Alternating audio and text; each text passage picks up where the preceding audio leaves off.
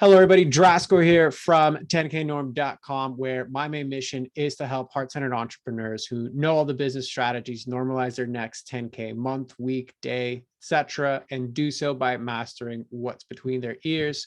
And for today's episode, we have a real talk segment where I bring in a heart-centered entrepreneur who isn't seeing the consistent, stable growth in their business. And then live on a call, I get to help them break down one specific aspect that's most overlooked in business strategy, which is that of the inner aspect. And for today's guest, we have Michael Becker, who has built and managed a thriving content platform for two multinational SaaS companies. And his 7+ years of creating marketing programs for the brands that he's worked at. He's partnered with business moguls that he's been publishing outlets like Forbes and Convince and Convert. And most notably, Michael's actually grown his personal brand, New Earth Knowledge, to 60K Instagram followers, monetizing the audience with a number of services. And if that wasn't enough, he's also a conscious entrepreneur and investor. His current investment portfolio includes automated Amazon stores, small network marketing business in the alkaline water niche, and he also runs a small life coaching consultancy and manages a cryptocurrency portfolio. So Michael, thank you very much for being here. How are you doing? Thank you, Drasco. We were just talking before we began recording, but I think stepping into this place of conscious work and self-awareness along that path is just so important. So I'm super happy to be here with you. Absolutely, right. It's always like a like-mindedness tends to attract conversations like this. As I told you before, Yeah. like I always appreciate people that decide to come on here because it's, you know, it's a much different type of podcast setup. It's much different type of vulnerable share. So I'm curious, like, as somebody who is so deep into this work, like, how did you get to doing all the things that you do, and how did you get to here? Just give us a little bit more context on your story. Yeah, I had my spiritual awakening, if you want to call it that, back in 2018, spurred just by a random series of events, actually with an ex-girlfriend. And from there, like many who go through the awakening, you know, my life took a 180-degree turn. I was really headed up sort of that corporate ascension ladder that you mentioned a minute ago.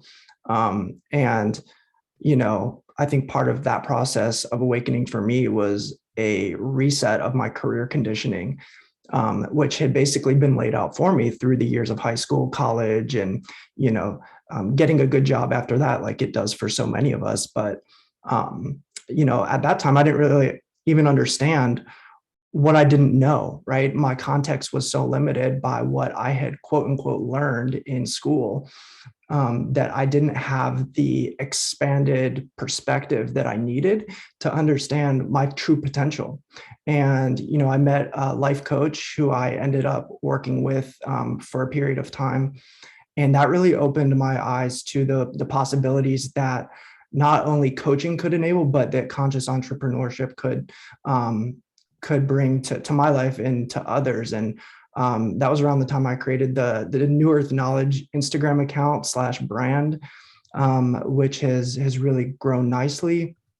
And just kind of coinciding with that, I started to integrate a couple different service options, and life coaching was the thing that I gravitated towards most and what I'm focused on kind of as my primary like purpose outlet at the moment, but also just really working to, you know, make as many investments in self and finances and, you know, overall health as humanly possible. Love it. So kind of like both the breadth and the depth aspects to it. Like it sounds to me like you really like to dive into as many different things as you possibly can to explore them and find the meaning in them and find yourself in them. Right. So what I'm curious about then is, because you have had this wide range of experience, because you have had all of the different roles and stuff that you have run, it's like that comes with a lot of knowledge. Like it comes with a lot of different real world experience. So what I'm curious about now is then, is the like life coaching business kind of like your primary thing that you're trying to focus on and build? Or is it like, that's one of the things I'm passionate about, but I have these other projects that are kind of key? So can you just give us a little bit of context for that? Okay, so the life coaching thing, that's what connects me to my heart space, right? I feel like that's what I'm best at. And ultimately, what I'm here to do is to connect with people and to help them ascend through every dimension of their life, much like the work that you do. Um, the thing that I've run into, and I think a lot of spiritual brand builders and business creators can relate, is it's like you put so much time and energy into this heart-centered gift or service or product that you feel so inspired to create. And over the course of time, you simply don't see it producing the fruits that you desire, right? Or that you set out to create, ideally in a way that can support your lifestyle, and that you can move into full time, right? So we can get into this, but I think one of my issues is, I just want to jump in head first and I want to get started. And I want to be successful from the jump. There's something within me that just doesn't want to invest the time and the learning curve. I want to be at the top right now. I don't want to wait. But I'm also spreading myself really thin as well, as you can probably tell. So I think all of those things together are really part of, I guess, where I'm at now, if that makes sense. Okay, so that's I think interesting, that the sentiment of like I want to just jump right to the top and like be all that I'm capable of being, but I'm also kind of spreading myself too thin. So tell me a little bit more about those. 'Cause I think that they're kind of recurring themes that might pop up here.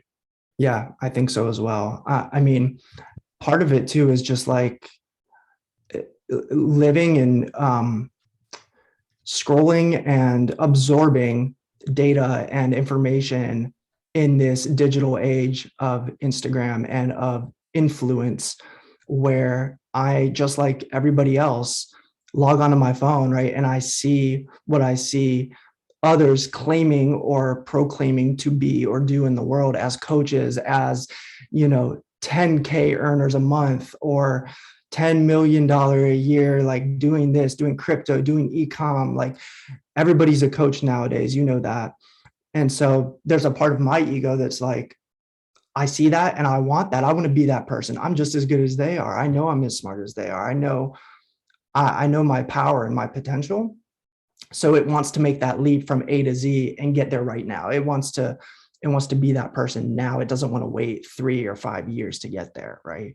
So that's part of it. And then I think the other part that I alluded to is what you're probably picking up on as like an underlying frustration, right? That I haven't gotten there as quickly as I wanted. And um, therefore, I think that's what probably spawned me to kind of jump into other avenues. I started looking for other passive cash flow opportunities, like the Amazon store, right? I'm doing network marketing with 𝘾𝙊𝙉𝙍𝙍𝙀𝙀𝙍. I am just now working on an Airbnb rental arbitrage business with my girlfriend. So it's like I keep jumping from one thing to another, but also trying just to erect all of these different channels through which income can flow to me. So I think that's part of it too. Okay, got it. So then that's definitely something that we can dive into. So what I'm curious then, to kind of just start it from the top then, is how's that been working for you? It depends, I think, on like the way you want to look at that, right? So like I view it on one hand as like I'm 30 years old. I've made several good investments for myself that have really amazing potential for recurring passive cash flow. I'm proud of that. Like I'm happy about that. I'm glad I have those in place. But at the same time, like I mentioned, I feel cluttered. I feel busy. I feel like I'm probably spreading myself too thin, but it's also because I just don't want to miss out, right? I have FOMO. So I don't want to miss on a good opportunity. I don't want to miss on a investment that I should have made, that I'll look back on in 10 years and say, it would be so great if I would have done that, right? I don't want to have that regret. I don't want to have that remorse. So in that sense, you could say it's working good. I'm happy that I made those investments, but at the same time, obviously, I want the 10K, 30K, 50K months like I see others having, and I know I'm capable and deserving of. So from that standpoint, there's definitely frustration, even a little bit of resentment, Drasco. And so those are the things I'm kind of working through and working with. Okay, so then from the vantage point of I have a lot of potential, it's been working out well. But from the vantage point of my dominant day-to-day emotions are resentment and FOMO, it hasn't been working out too well. Is that accurate? Yeah. And it's like my now moment is kind of like this recurring feeling or emotion of just like, I need to be hustling as hard as I can. I need to be doing something. I need to be investing, or I need to be, pushing the needle forward on one or all of these initiatives. So I think there's also just this like sped up mentality of like, I need to produce like now, I need it now, which needs to be ironed out. So then maybe more specifically, that push and that need to have it now, has that been working out for you? Well, I think I'm maintaining an awareness that in this now moment, I don't have what I desire. And I feel like time just needs to catch up. So I think there's definitely a sense of unhappiness there, of unfulfillment, of discontentment. And it's hard to feel abundant. It's hard to truly feel like you have what you desire, even though you're aware of your present circumstances, which tell you that you do not. And I think so many people can relate to that and understand that. So would that really answer the question of has that been working out for me? Or is it a very intelligent response and observation of where you're at? Yeah, that's a great point. That's a great point. I guess I'm learning, right? I'm learning as I go. And right now it's not working in this now moment, but I still have hope and belief that it will come to fruition. So, well, that part I think is undeniable because you're kind of here, right? Like if you didn't want to be here or dive into those things, you definitely would have been like, screw this. There's no way I need to do this, right? So yeah, I 100% agree with you on that. I can see that and I commend you for that, right? But it's more what I'm speaking to is this like dominant, really like desperate, pushy, I need to make this work. Like it's almost like you're like clenching your fists, as you say it, right? And the reason I repeated that question of like, is this working out for you? Is what I'm getting the sense that like, what would happen if you let that go? If I let which component specifically go? The need to have it all now.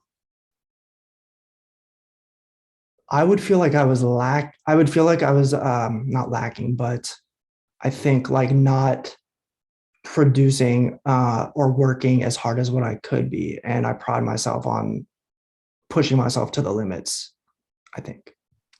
So there goes in the loop, right? If I let that go, I would be deathly afraid that I wasn't actually working to my fullest potential to make the things that I'm capable of happen. Yet all that leaves me is years of resentment, frustration, FOMO, and not really being where I want to be. Yeah, like I don't know how to be okay with being content, right? Like I try to stay in my present moment, but at the same time, like I want better. I'm always going to want better. You can't win this game called life. You can't win the money game. You have to bust loose from it, right? So like that's kind of like my biggest challenge right now. Agreed. And when you look at your current situation right now, can you even imagine a scenario where you don't have to be in that same I need it now energy and still succeed better than you've succeeded? I'm not sure. That's a really good question. Because like all I've known my whole life up to this point is like work for what you want, work hard. Like in sports, I was conditioned that way. Like you need to work hard to be good at this sport. And even through school, like you need to study hard to do well on the test. So those programs are really, really intensely like embedded, I think, in many of our and in my subconscious. So it's hard for me to imagine, just getting to a point where I'm like, this is it. This is the pinnacle of what I have been shooting for. I think financial freedom, like 10K months, that will be a big mark that will enable me to kind of feel that. But I'm not sure beyond that really what that would feel like. So that might be a good place to start, because like you can make 10K months and work the fraction that you're working right now. Yeah.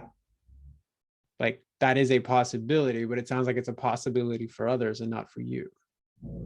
And I think it's also just working on the right things, right? So like, if my goal is 10K months, but I'm spending 3 hours a day just writing blog posts or creating Instagram content, I know there's more high value, more income producing tasks that I could be focusing on. So that's part of it too. Yeah. So I would actually say you have great awareness of the strategic and tactical ways that you're hemorrhaging your energy and time. Mm-hmm. So then what's really lacking? I don't know. What do you think? You're such a great mirror. Well, thank you. Yeah, that's generally why I'm such a party pooper everywhere I go as well. Yeah, me too. I get it. So if you know the tactical ways to solve this problem, right? But you're so stuck on needing to complete everything and do it really hard and never miss out on a thing, what's the real break? Is it the tactics or the thinking around the tactics? I'm inclined to say the thinking around the tactics, right? Because like that's part of like having the right strategy to this game of creation. So I feel myself being spread too thin. I feel like I want to take on too many things, and I probably have. So I think becoming more focused and more granular about what exactly I need to do is what I am focused on for the rest of this year. So one of the things you mentioned earlier was time needs to catch up. And I believe you meant it in like time needs to catch up to where I want to go and who I am and what my potential is. So before I continue, is that an accurate interpretation? Yeah, definitely. Okay. So what if you turned that around and said you actually need to catch up to time?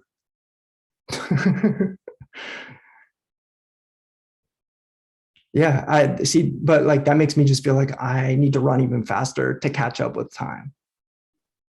Which we go back to the same indulgent feeling we kind of started this whole thing with is, yeah, no, that can't happen. So I'm just going to continue like slamming my head up against the wall and then being like, it'd be really good if like I stop slamming my head up against the wall, but I can't do that because I probably just need to go harder and slam my Yeah, head harder against the wall because eventually I'll break through. exactly. Which goes back to the original question of how's that working for you? Yeah, yeah. Like this perpetual state of need it, want it, deserve it, am desperate for it to be created, so must be doing something for it. Correct. Right. So when I flip that around, right, and you had like the laugh moment, right, turn it around, like you're actually having to catch up to time, like what comes up for you?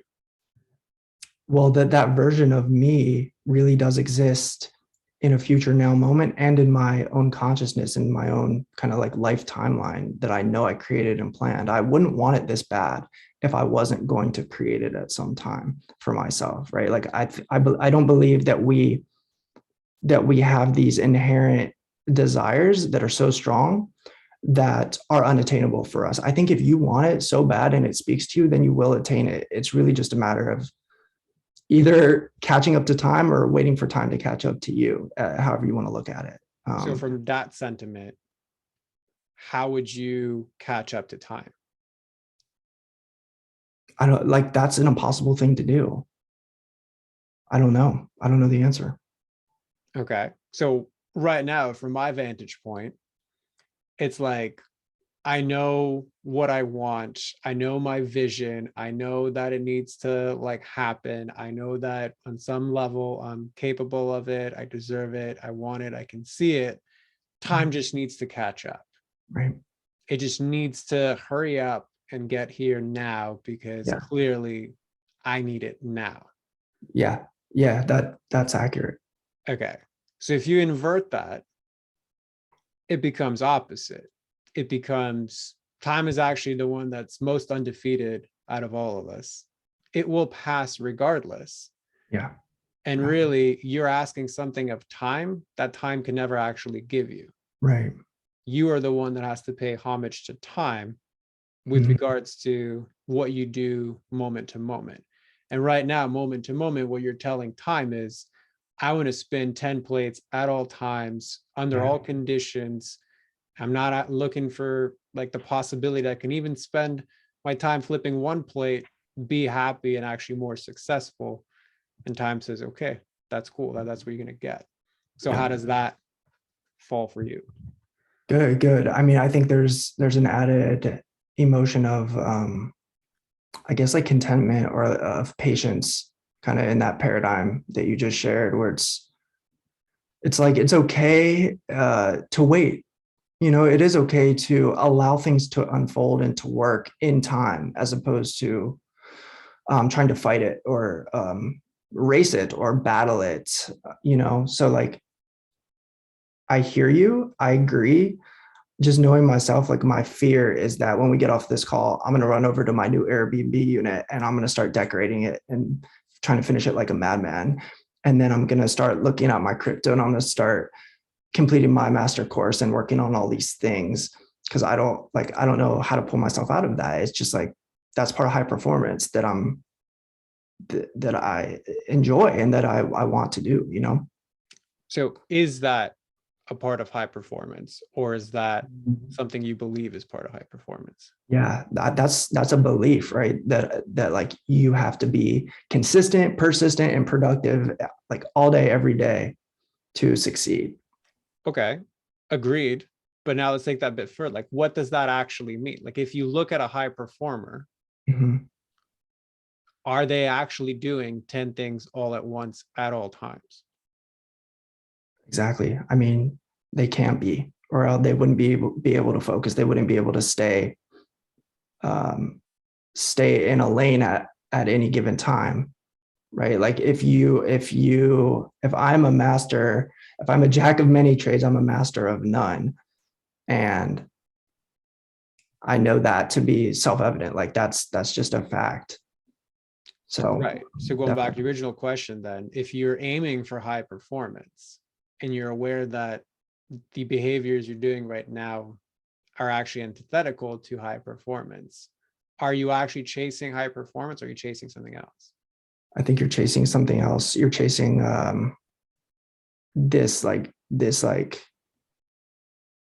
crazy, limitless like guy that can just knock out 10 things at once at the same time. Like it's sort of impossible. Correct. I would agree. And as evidenced by your experience and the results, that seems to be what's going on. So I think then the most important question is, why are you trying to be that guy? Yeah, definitely. I think it comes back to like the persona, right? And like from an ego perspective, it's like wanting to be known by others for, or like seen as like the best at what I do, the best at creatorship. And then like within myself, knowing that I gave my all, blood, sweat, and tears to every day of life. So that sentiment of people knowing that you're the best at creatorship, at like taking something or creating something from nothing, can they recognize you for that before you recognize yourself for it? I mean, not at all. But like going back to what we discussed earlier, I think I do have that recognition within that, like I'm capable of being that person and living that ideal lifestyle of complete time, location, and financial freedom while also helping others. So is potentiality what you're seeking, or is realization what you're seeking? I feel like it's been more potentiality, to be honest with you, lately. It seems that way, right? Yeah. Like, I have so much potential in the investments. I have so much potential in what I know. I have so much potential in the projects I give myself to. Right. It's like we all have potential for that. And it sounds to me like you're great at starting, absolutely horrible at finishing, right? So the question then is, what do you fear about finishing? Yeah, that's a great question.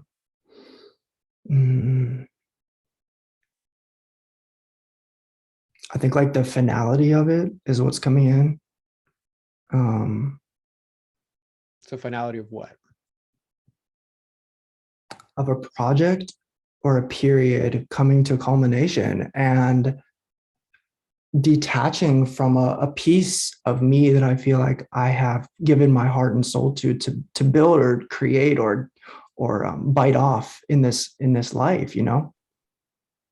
So if one of these things succeeds, then you by extension succeed as well. Yeah, for sure. I think that's a really fair statement. Okay. Yeah. So then what you're really afraid of is going all in on one thing, watching it fail, which utterly means it's going to prove the inherent failure that right now is kind of dominant. Yeah. Yeah. That's brilliant. So what a great way to continue to never have to face that part of yourself if all you do is 3 out of 10 for 10 different things. Yeah, for sure. It's like if that goes down, at least I have this. You know, if this doesn't work the way I want, at least I can fall back on this. Well, that's the crutch. But I think the fear is if you said no to 9 out of the 10 things, you went all in on one, gave it all of your full honest effort, and it didn't work, then there's no excuse. There's no, I worked on 10 different things, plus I have this fallback. I have this one thing. I was trying to be the best creator. Yep. And now what I have is objective evidence that that actually is not the case. My Yeah. worst fear that I can't actually create the things that I know I'm capable of is true, and it's in front of me, and I gave it an honest effort. But as long as I keep spinning 10 plates, then I never have to give anything an honest effort. There's always an excuse. So how Beautiful. does that land? Yeah, beautiful. I mean, that's the insight, right? That's like the deep-seated insight. So what's your takeaway then for that? Um, it's how can I like reconcile these desires and these feelings and then the belief systems associated with them. And then apply it in like a practical sense to actually I mean, not just like face the fear of like not being good enough or not completing the task or the one thing, right? I think there's a book called The One Thing I still want to get to this year. But like, how can I still love myself and help others no matter what the outcome is of that project? So that is a great question. And I think it is an instrumental question to this whole thing. Because really what you're asking for is, how can I be okay with objective failure? Sure. Yeah. Or subjective failure. Yeah. So definitely both, right? Because you could argue that like right now, I'm kind of failing at the thing that I want to do anyway. And we identify why, because I'm actually trying to do the impossible, which is hit 10 home runs at the same time. Yeah. Right. So if the flip side then is I'm afraid to go all in and try and hit 1 home run. And if I do that, then I risk, facing all these failure aspects. The subsequent question then is, can I actually be okay knowing that I gave it an honest try and realizing that that's not actually finality? That fear of finality, like that is final. I've now put the nail in the coffin and I am 110% deep down failure because this thing I couldn't do. Right. The reality of it, like the first step is just realizing that's a problem. And then B, it's actually not true. Yeah. Right. Yeah. Learning to let go of that, learning how to navigate your emotions and your mind through the process of deciding with clarity, what is it that I actually want, Right. going through and then actually working towards those things step by step in a way that honors the resistance you're going to feel at every single step because it goes against everything you've done for so many years. Yeah. On a macro level, that's really where you're at right now, right? So how does that land for you? Yeah, amazing, man. I think also, I'm at a precipice, like in a lot of ways, kind of at this like 30-year mark where I'm kind of like reevaluating, okay, it's been 2 or 3 years after my initial awakening, kind of reoriented myself in terms of who I was in the world, what I wanted, and how I wanted to show up. But now I'm like, well, what do I really want? Is it what I thought it was this whole time, or at least over the last few years? Or is it something new? Maybe I'm not who I thought I was. Maybe I'm not like just this esoteric content creator at New Earth Knowledge, or maybe I'm not supposed to be doing life coaching right now, or maybe it's not even lifestyle freedom that I ultimately need. Maybe it's something grander or something different. And so I think like it's also going to be important for me as I work through the fears, right, is to uncover like, well, what is that end destination? And then how can I kind of like move the different players that I have out on the field to like all point towards that, since I've got them now. Like I feel like the things I've created or like invested in and have put so much of my time into, they're there. So I don't want to discount them, but I definitely need to become more aware and more focused of what I'm ultimately shooting for. 100%. I would say those are great questions to lead into whatever the next step is, and they're going to require their own process to be uncovered. But I think for you, you pick up on things extremely quickly. You make the connections extremely quickly. You see the implications of things really quickly. This is much less of an intellectual conversation, or not conversation, but it's much less of an intellectual exercise for you going forward than it is actually going to be an emotional management thing for you. I think where your emotionality hijacks your intellect is it just goes, look for all of the reasons that things can work, right? Because if we do that, we just keep spinning more plates. You make extremely intelligent, rational reasons for why you should continue doing that. But the whole time you're hijacked by emotions that can't really navigate you forward. So I think it's a combination of a lot of different things, but just to kind of put a bow on that, like, how would you summarize like our conversation today? Yeah, bro. I mean, it's been amazing, right? Like a deep dive into, I feel like we've gone from the broad picture, right? From like everything that's going on in my head and in my life at a macro level. We've brought it down to the very base of, I don't want to say like the issue, but just like kind of what's the driving force behind what I'm doing.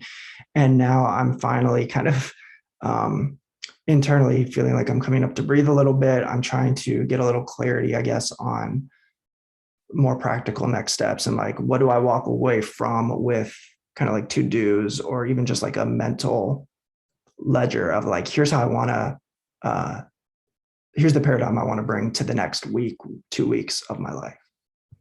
Yeah, that absolutely makes sense. So does that feel complete for you, or is there still something left outstanding? No, it doesn't feel complete. I definitely feel shifted, right? Like I feel like it's great to talk with you too, just as another kind of like divine masculine along this path to be such a mirror. It's helpful, right? And to have that truth reflected back, because that's what we need. So like I take everyone's perspective and opinion kind of like and digest it. I like to analyze it. I like to contemplate and see how it rests within my consciousness. And then I'll just always learn, man, always apply, always try to be better. Beautiful. So I guess just to rephrase it more within like the container of this conversation, does this feel complete, or is there something left outstanding? I know the broad picture, it's a lot of things to work on that we can't get to in like today, but in terms of like this conversation, this container, like, does it feel complete, or is there something left outstanding? I feel like we had several gold nuggets of really good insight together. If it feels incomplete, it's only in the sense of what I just mentioned, is that like I feel that I need tangible takeaways, like 3 things that I need to walk away with and do before like I can feel totally complete, if that makes sense. Yeah, it does. And I would challenge that in that it's just your same pattern looking for, okay, so what more plates can I add to spin? Like, what do I got to do? What do I got to do? Like, maybe you actually don't have to do anything. Okay. That's right? amazing. So yeah, that's the reason why I would challenge it as opposed to give you a direct answer, because I think this is less about doing. It's actually more about not doing. and being with yourself in the discomfort that you're going to get from the void. Because I think that's the part that sentiment, that inner part of you is like really freaked out by. And you see my filters, right? Coming into this, I'm like, I need the 3 things to do. I need something to go work on. But yeah, you're right. That's it. All right, perfect. Well, on that note, then we'll just end this container. So why don't you just let everybody know, who's the best person to find you, where can they find you, all of that good stuff. So floor is yours for that. Yeah, for sure. Thank you so much. So I am on Instagram at Creatorship Coaching, also at New Earth Knowledge. And you can visit my website, newearthknowledge.com, to find out more about me, the various services that I do offer, and also to check into my insights and what I'm thinking about. Beautiful. Well, we'll include all those bits in the show notes. But Michael, thank you very much for coming on, being vulnerable, and it's a pleasure being able to support you in that way. All right. You as well, 𝘀𝙊𝙍𝙍. Thank you again. All right. Everybody else, we'll see you on the next one.